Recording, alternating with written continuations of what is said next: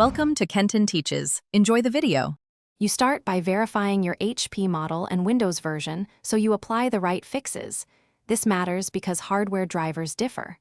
Once done, make sure the battery is above 10% and unplug any USB cellular or Bluetooth adapters that could confuse radios.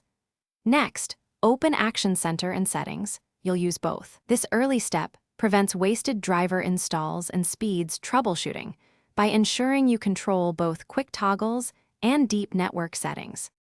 Now you'll inspect radios and drivers because airplane mode often stems from a driver or radio switch.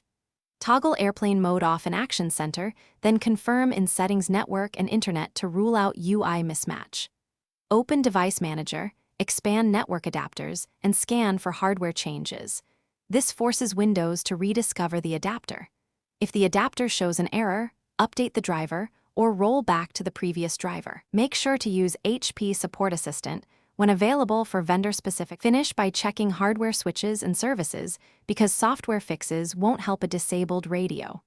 Reboot into BIOS if needed to ensure wireless is enabled, and press the HP wireless key combination, often FN plus F12, to restore radio hardware.